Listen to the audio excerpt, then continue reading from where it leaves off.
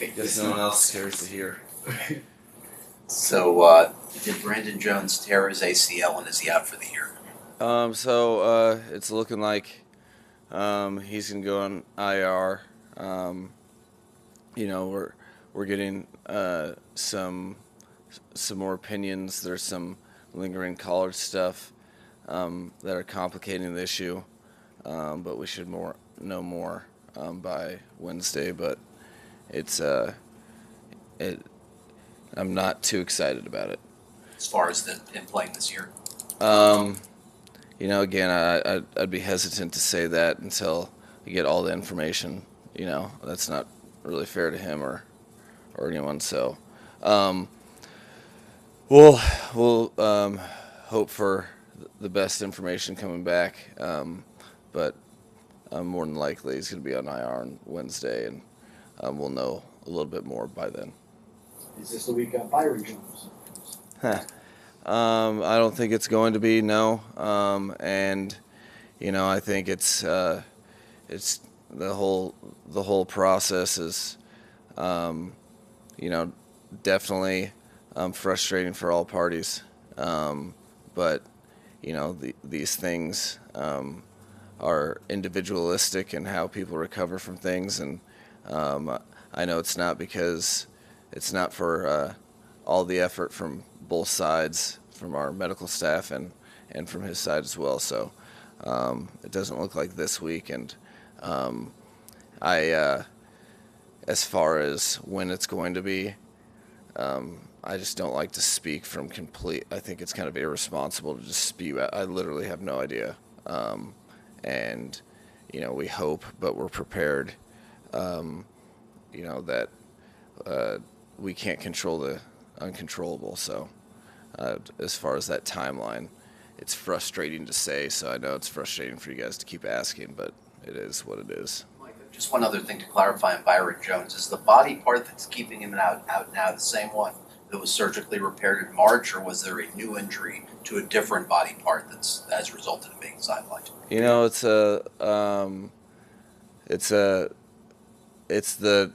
It's one body part. Fortunate to be a part of, being national television, being the celebration of the 72 team. On top of that, on a 3-game losing streak, having a multitude of injuries, and finding a way as a team to find a way to get a victory. That was the thing I was really proud of, because that's the nature of the beast in this league, is having things happen to you, or going through things together as a group, and then it bringing the best out of you. So I was pumped for that, and I think the stage just provided more excitement, but also more noise that you have to sift through, which is what you have to do to be a good football team in this league. Did you have any flashbacks? I mean, this is your first night game here since the Super Bowl that you had. So did you have any flashbacks or recollections to that time? Hey, preseason reps are real reps for me. So this was not the first. But no, at this point, I've been fortunate to be in a bunch of night games and primetime games, and I think I look at each game as an independent experience, and it was very unique and cool in its own right. It was to have to come out to the stadium like it was a hyped up Heat game or something with all the lights off.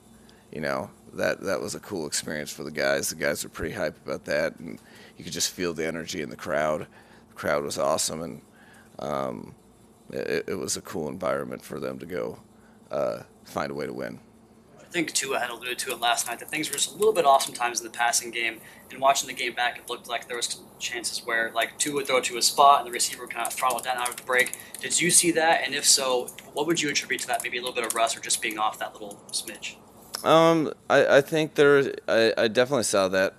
They knew it during the game, and I think it was great examples of, we talk a lot about our timing of our offense and, when we want things out of our breaks and how we're expecting quarterbacks to anticipate and receivers to run the routes. And there was more than a handful of situations where our expectation is to catch something running, and that's kind of what we work on. And we fell short because of, there was just a little bit of, hesitation or, just straying away from our fundamentals. And when you're able to still find a way to win, it's awesome to have those experiences because now you can learn from them. Because that was there was like 5 or 6 examples of it's a much different looking ball game, and we're scoring the points that we expect to score if we're meeting our expectations at our simple fundamentals. So it's something that is encouraging because we can control it, and that's something that we're all of our guys will expect to clean up in the weeks moving forward. How did you feel Fedulum and McKinley play their snaps and his not opting for Will there about keeping him to his time package? Well, we had, each game you're kind of known if you have your package of actives, that is the equation with special teams and whatnot. You go in with certain contingencies if a certain person should go down and where people are going to move, and that's how you rep stuff during the week. And it just so happened that our contingency plan in those affected the certain packages that we're running at the time of the game. We were playing, certain types of coverages that fit within the game plan. So it went right on routine. Had nothing to negate from Eric Rowe's play. It was just the plan going in as the people that we had up in the active game day roster. Mike, your thoughts on what Brandon Shell has given you at right tackle these past 2 games? Again, he continues to impress. I thought he did some really, really good things. And on top of, in the short period of time, the stuff that he's had to master, I think he's playing very well. Been very proud of him. He's fitting right into the culture. Continues to get better, and is a real strong dude that understands angles and how to block people. So it's been fun to watch him develop, and he's making our offensive line group as a whole better by his good play. Coach, how much gratification do you get when you see a player that's working so hard in practice like Noah? It seems like everybody after the game was just so proud of what he was able to accomplish. Throughout the game he was getting picked on, but then he comes up with this great pick. As a coach, how much gratification do you get to see him, step up to the plate when they really need to step up to the plate? That's the that is the best part of coaching. That's the best case scenario. That's the most rewarding, because that is the true. That's why it's such a cool experience that you can viscerally feel from the rest of the locker room and all the players, because you recognize expectations and hardships and having to deal with the pressures that come with being a talented athlete and being young, and then to see people persevere through some hardship. It epitomizes everything that I get into coaching for. That's like as good as it gets. So that's I think Noah could feel it. I think the whole team. It just goes to show the type of locker room we have, and how people are really rooting for each other and believe in each other, which is one of the reasons why we have so many guys stepping up because of injury, because there's a lot of belief in each other and people are bringing the best out of each other, which is nothing better than seeing that, really. You had the NBC showed a segment with their youth football team, your Spartans helmet, and on the inside you inscribed "I will make it." Did you have a Dolphin sticker inside that helmet too as well? Oh yeah, I had every team. This was I think it was 28 teams at the time. I can't remember. But yeah, every team in the National Football League. With the manifestation of that, when did it click for you that, hey, this is the right direction for me to go? When you guys hired me? No, no. I think I always knew. I knew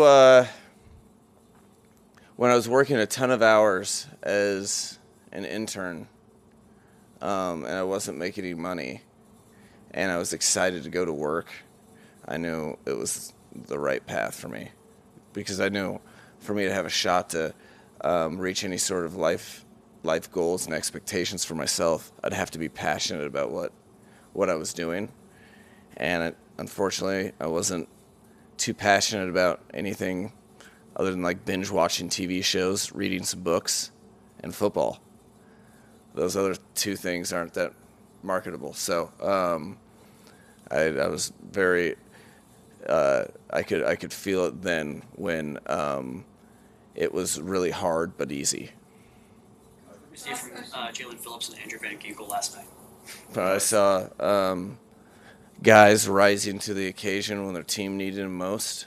I saw Van Ginkel really stop pressing to make plays and played full tilt within the scheme, and as a result made a ton of plays, strained a ton, and I saw some of the best effort that I've witnessed on from a player playing 60 snaps in the final 10 snaps of his game with Jalen Phillips. He was he's known as a strainer and a hard worker, but he was playing at a speed at the end of the game that his teammates noticed and felt, and give him a chance to do some cool things for us later in games with effort and strain like that. Speaks to all of his preparation and how good of shape he is. It was pretty impressive. Thank you.